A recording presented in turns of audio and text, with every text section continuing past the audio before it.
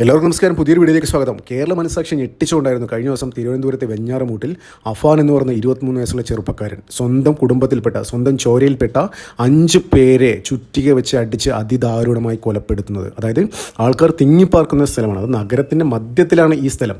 അപ്പോൾ അങ്ങനെ ഒരു സ്ഥലത്ത് വെച്ച് അതിദാരുണമായി ഒരാൾ പോലും, അയൽപ്പക്കത്തിലെ ഒരാൾ പോലും അറിയാതെ ഈ ചെറുപ്പക്കാരൻ ഇത് എക്സിക്യൂട്ട് ചെയ്തു, ഈ കൂട്ട മേർഡർ എക്സിക്യൂട്ട് ചെയ്തു.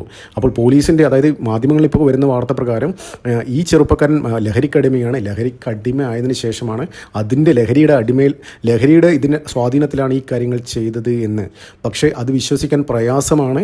അതായത് കോമൺ സെൻസിലെ ജനങ്ങൾക്ക് ഇത് വിശ്വസിക്കാൻ പ്രയാസമാണ്. ഇത്രയും, അതായത് സ്വന്തം ചോരയിൽപ്പെട്ട ആൾക്കാരെ ഇത്ര അതിദാരുണമായി കൊലപ്പെടുത്തിയിട്ട് വളരെ കൂളായിട്ടാണ് പോലീസിൻ്റെ അടുത്തേക്ക് പോകുന്നത്.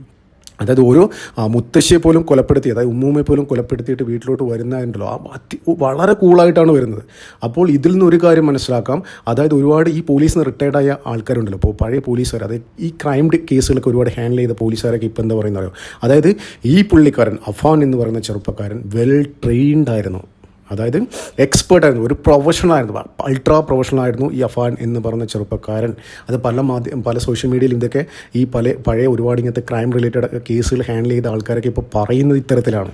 അതായത് സ്വന്തം ഉമ്മൂമ്മയെ കൊലപ്പെടുത്തി വരുന്നത്, അതായത് വളരെ കൂളായിട്ട്, അത്രയും ട്രെയിൻഡ് ആയിരിക്കും. അത്രയും ബ്രെയിൻ വാഷ് എവിടെ നിന്ന് കിട്ടിയിട്ടുണ്ട്, ഏതോ ഒരു കോണിൽ നിന്ന് അത്രയും ബ്രെയിൻ വാഷ് കിട്ടിയിട്ടുണ്ട്. അതായത് ഇത്തരം കാര്യങ്ങൾ ഒരുപാട് തവണ ചെയ്ത് പ്രാക്ടീസിൽ ഒരാൾ, അതായത് ചോര കണ്ട് അറപ്പ് മാറിയ ഒരാൾ ചെയ്ത ഒരു സ്റ്റൈലിലാണ് അഫാൻ വന്നത്.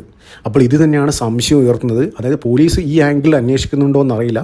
പക്ഷേ സോഷ്യൽ മീഡിയയും, അതായത് ഇപ്പോൾ തന്നെ ഓരോരോ മാധ്യമങ്ങൾ, കേരളത്തിലെ പ്രമുഖ മാധ്യമങ്ങൾ ഓരോരോ video footage, C C T V footage ഇപ്പോൾ പുറത്തുവിടുന്നുണ്ട്. അതായത് അഫാൻ കേസുമായി ബന്ധപ്പെട്ട് അഫാൻ്റെ കാമുകിയെ, ഫർസാനിയെ, അതായത് ഒരു ഇടവഴിയിലൂടെ സ്വന്തം വീട്ടിലോട്ട് കൊണ്ടുവരുന്നത്, അത് സാധാ വരുന്ന വഴിയിലല്ല, ഇടവഴിയിലൂടെ കൊണ്ടുവരുന്നതും അത്തരത്തിലുള്ള കാര്യങ്ങൾ വീഡിയോ ഒക്കെ കേരളത്തിലെ പ്രമുഖ മാധ്യമങ്ങൾ വരെ ഇപ്പം ബ്രേക്ക് ചെയ്തിട്ടുണ്ട്. എന്തിന് അഫാൻ ഇത് ചെയ്തു? സാധാരണ വരുന്ന വഴിയിലൂടെയല്ല, ചെറിയ കുറുക്ക് വഴിയിലൂടെ വന്നത്. അപ്പോൾ അതിന് സംശയം ഉളവാക്കുന്നൊരു കാര്യമാണ്.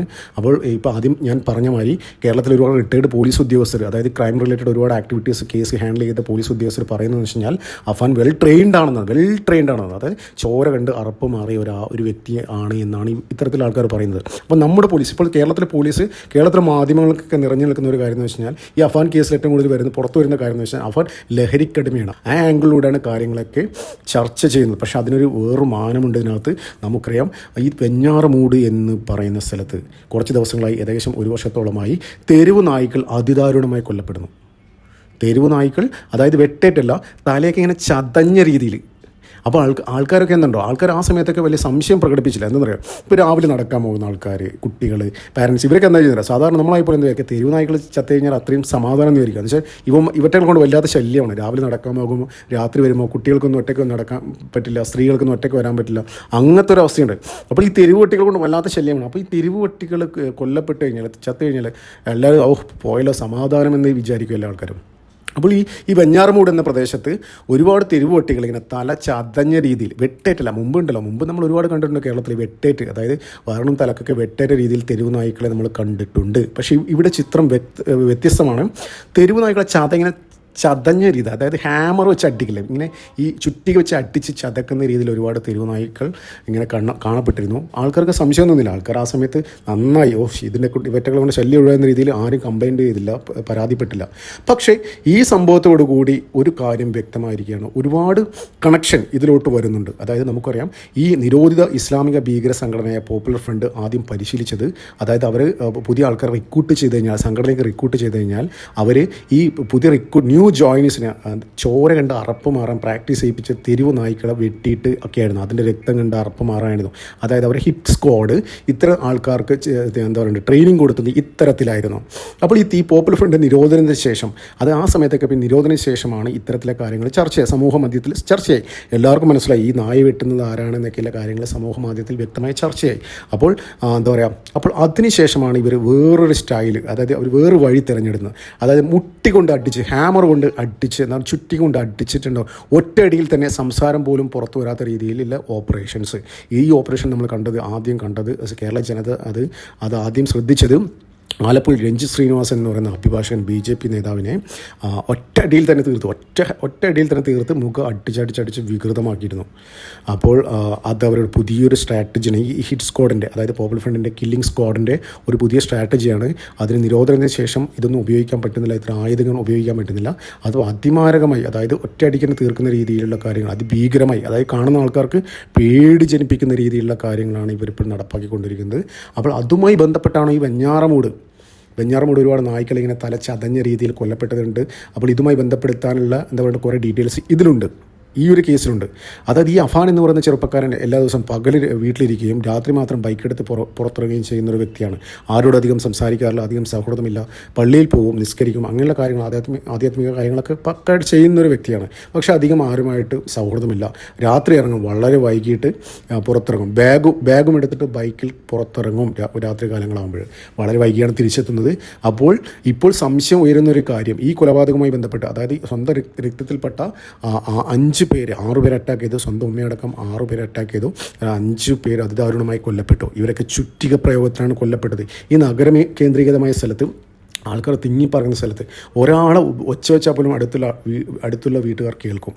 അപ്പോൾ അങ്ങനെയുള്ള സിറ്റുവേഷൻ ജീവിക്കുന്ന ഒരു ലൊക്കേഷനിൽ അതിദാരുണമായി ഇങ്ങനെ കൊല്ലപ്പെടുത്താൻ പറ്റും. അപ്പോൾ അത്രയും ട്രെയിൻഡായ ഒരാളായിരുന്നു എന്ന് വേണം സംശയിക്കാൻ. അപ്പോൾ ഇപ്പോൾ NIA തന്നെ പറഞ്ഞിട്ടുണ്ടായിരുന്നു, അതായത് ഈ കില്ലർ സ്ക്വാഡ്, പോപ്പുലറിൻ്റെ ഹിറ്റ് സ്ക്വാഡിൽ ഒരുപാട് ആൾക്കാർക്ക് ട്രെയിനിങ് കിട്ടിയിട്ടുണ്ട്.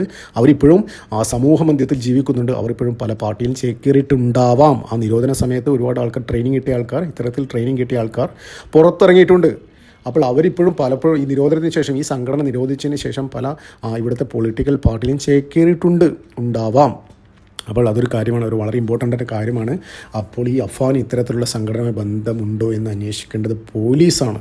അപ്പോൾ ഈ വിഷയം NIA വളരെ ക്ലോസ്ലി മോണിറ്റർ ചെയ്തുകൊണ്ടിരിക്കുകയാണ്. അപ്പോൾ NIAയുടെ പക്കൽ ഒരുപാട് ഡീറ്റെയിൽസ് ഉണ്ടല്ലോ. ഇവന്മാരെയൊക്കെ എന്താ പറയുക, ആ ട്രെയിനിങ് കിട്ടി പുറത്തിറങ്ങിയ ആൾക്കാരുടെ വ്യക്തമായ വിവരങ്ങൾ NIAയുടെ പക്കലുണ്ട്.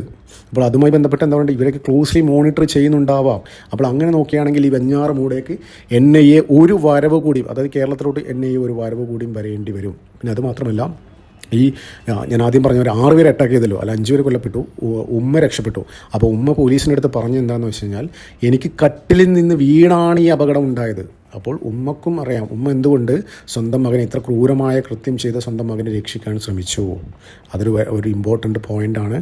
അപ്പോൾ ഉമ്മക്കും ഇവൻ്റെ എല്ലാ ഡീറ്റെയിൽസും, ഇവൻ്റെ ആക്ടിവിറ്റീസും, ഇവൻ്റെ ഡീലിങ്സ് മൊത്തം അറിയോ എന്ന് സംശയിക്കേണ്ടിയിരിക്കുന്നു.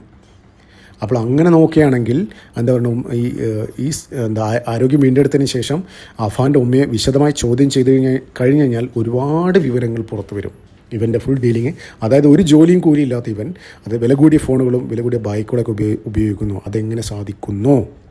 അപ്പോൾ രാത്രി കാലങ്ങൾ മാത്രം പുറത്തിറങ്ങുന്നു, വളരെ വൈകി വീട്ടിലെത്തുന്നു. അപ്പോൾ ഇത്തരം കാര്യങ്ങൾ ഇത് സ്ഥിരം ചെയ്യുമ്പോൾ സ്വന്തം വീട്ടിൽ ഉമ്മ ചോദിക്കില്ലേ, എന്തായാലും ഭക്ഷണം കൊടുക്കണ്ടേ വൈകിട്ട് വരുമ്പോൾ, എന്തായാലും ഡോർ തുറന്നു കൊടുക്കണ്ടേ? അപ്പോൾ ഈ ഉമ്മയ്ക്ക് എല്ലാം അറിയാമെന്നാണ് ഇതിൽ നിന്ന് വ്യക്തമാക്കുന്നത്. ഈ സ്ത്രീ ആരോഗ്യം വീണ്ടെടുത്തതിന് ശേഷം വളരെ വിശദമായി ചോദ്യം ചെയ്തു കഴിഞ്ഞാൽ കാര്യങ്ങൾ പുറത്തു വരുമെന്നാണ് റിപ്പോർട്ട്. ഇതിൽ ഏറ്റവും ഗുരുതരമായ കാര്യം എന്താണെന്ന് വെച്ച് കഴിഞ്ഞാൽ, ഈ വെഞ്ഞാറമൂട് ഏരിയയിൽ നായ്ക്കൾ തല അരഞ്ഞ രീതിയിൽ കൊല്ലപ്പെടുന്ന ഒരുപാട് സംഭവങ്ങൾ ഉണ്ടായിട്ടുണ്ട്. അപ്പോൾ അതിനൊക്കെ പിന്നിൽ ആരാണ്? ഈ രാത്രി കാലങ്ങളിലുള്ള ഇദ്ദേഹത്തിൻ്റെ സഞ്ചാരം, ഈ അഫാൻ്റെ സഞ്ചാരം, ഇതിന് പിന്നിൽ അഫാൻ്റെ കൈകളുണ്ടോ? ഇവൻ പോപ്പുലർ ഫ്രണ്ട് എന്ന നിരോധിത ഇസ്ലാമിക ഭീകരവാദ സംഘടനയുടെ ഹിറ്റ് സ്ക്വാഡുമായിട്ട് എന്തെങ്കിലും ബന്ധമുണ്ടോ? ഇത്തരത്തിലുള്ള കാര്യങ്ങൾ അന്വേഷിച്ച് പുറത്ത് കൊണ്ടുവരണം.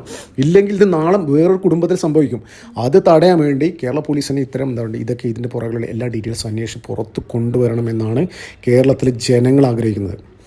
അപ്പോൾ ഇത് മൊത്തം ചർച്ചയായിട്ടുണ്ട്. അതായത് ആലപ്പുഴ BJP നേതാവ് രഞ്ജിത്ത് ശ്രീനിവാസിൻ്റെ കൊലപാതകമായി ഈ കൊലപാതകത്തിന് സാമ്യമുണ്ട് എന്ന വാർത്ത പുറത്തു വന്നതിന് ശേഷമാണ് ഇത്തരത്തിലെ കാര്യങ്ങൾ ആൾക്കാർ ചർച്ച ചെയ്യുന്നത്.